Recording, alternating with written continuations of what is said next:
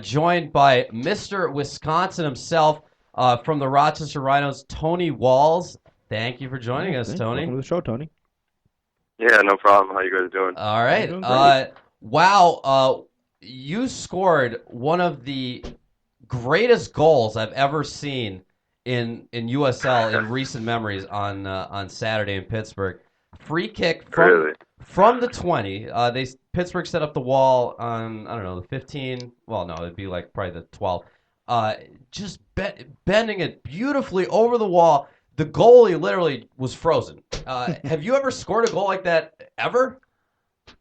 Yeah, I actually scored one last year against I Harrisburg. do. Okay, I'm sorry. I do Later in remember the that season. goal. Yeah, I do remember that one as well. No, it's all right. Yeah, I don't know. It just felt good to get it early this season and early in the game. I think it gave our team some energy, and after that, we kind of pressed them in their half and dictated the game. So it was good. You guys got to be thrilled with the start. 2 games, haven't lost yet. Both games on the road. 0-0 tie with the Red Bulls too, and then 2-1 victory over Pittsburgh, who you guys actually struggled against last year, even though they were near the bottom of the table. But for some reason, they had your number last year. So it's got to be feel Yeah, good to get that first victory against them, especially in Highmark. yeah. I think they got their first win of the season against us. I think they're 0 I think I remember that. Yeah. So yeah, it was good. They got some talented guys. They got some experienced guys. So we knew they were going to come out and they were riding high off their 5-2 victory. So we made sure that we were ready for their pressure, and we applied a little bit of pressure of our own. So, and I think we did a good job of doing that. That's right, John. They scored. Pittsburgh scored 5 goals against Harrisburg in their first week, which was Yeah, amazing. I mean, one guy most had a hat USL trick, teams. and one Yeah. guy had What's that? 2 goals and 2 assists, Oh wow. and one guy had a hat trick. So they were feeling good, I'm sure. Yeah. Well, they're not feeling That's a so quick- good now after facing. I'll say that was a facing the a Rhinos. quick feeling of goodness. Yeah. So you guys got to be looking great. Of course, Tony, you were the 2014 Defender of the Year for the Rhinos. This is your second year with the team. Last year, your guys' defense was unbelievable. Obviously, I mean, it definitely helped Right. having a future MLS goalie in the net. Mhm. Is that something you guys are looking to continue this year? Is to kind of lead the league in defense again?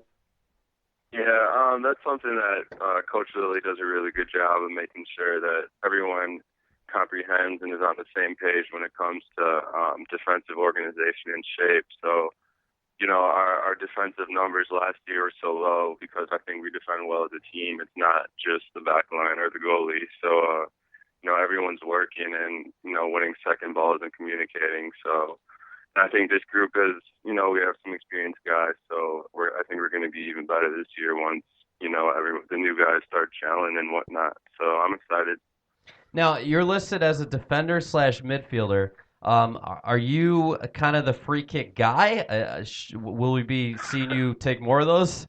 More of the bend it like Beckham's? I mean, yeah, I guess coach kind of designated me this, I guess, to begin the season. I always joked with him last year about taking him, and I would stay after practice and, work on him a little bit. And he finally let me take one against Harrisburg, and I just put it in the back of It the worked net. out, So, right? I mean, any way I can just help the team, those are just moments of concentration, and, it could be the difference between 3 points and one. So, I just try to make the most of them, pretty much. So, Yeah. Tony, you played with the Milwaukee Wave in the indoor season of the MASL. Yeah. You guys lost 8-2 to the Comets, they were tough. They were really tough Yeah. this year in the Central Division They final. were. What's it like for you to play? There's not a lot of guys left that play, professional outdoor and indoor. What's it like for you to play both? I've always, started with being an outdoor player, and I actually got pretty adjusted my second year indoor. Got used to the boards and whatnot. I actually got to play target, so I got to score a couple goals this year. So it was a little more exciting, But either way you look at it, it's just working on your game, and yeah, there's boards and whatnot, but there's a lot of similarities obviously between the two. So I just try to work on my game and get better, and then obviously, hopefully, those things will translate to outdoor, which I guess we'll find out. And then, I'm guessing as a player from a financial standpoint, it's got to be good to be able to play year round. Yeah, I mean, some guys, might have a different job in the off season or whatnot, but if I have the opportunity to keep playing and Sure. keep earning money, why not? I mean, like if I was a soccer player, young.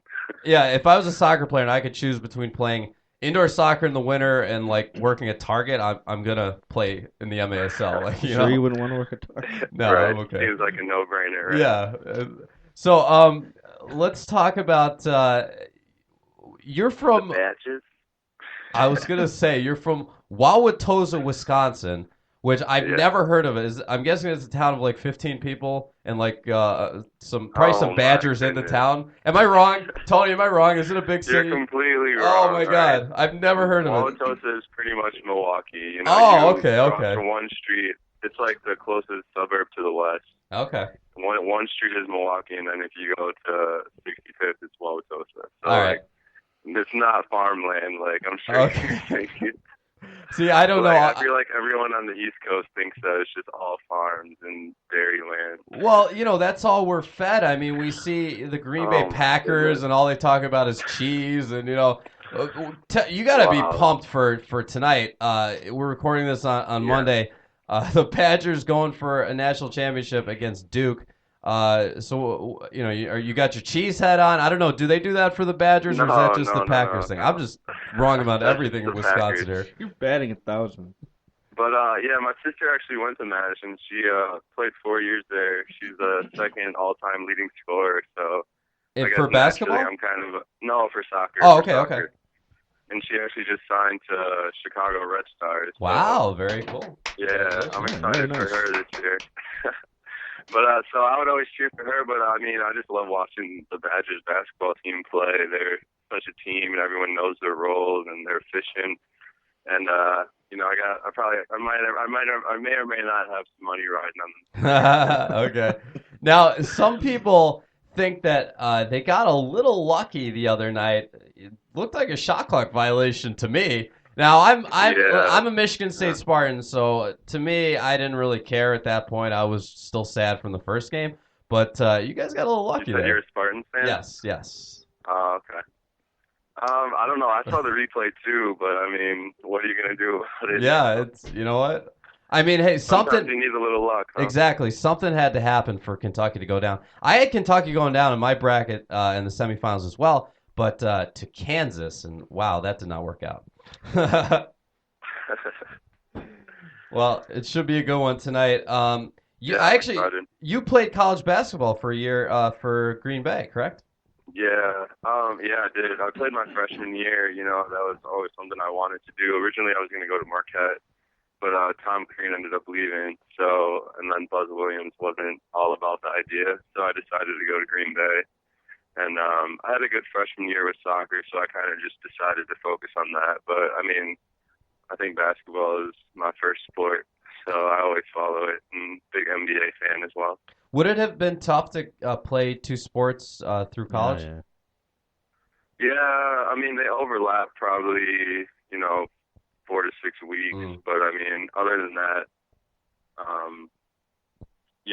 it worked out pretty well for that first year, but then it just kind of got to be too much. So I had to choose one, So you were selected by the Chicago Fire in the 2012 supplemental MLS draft.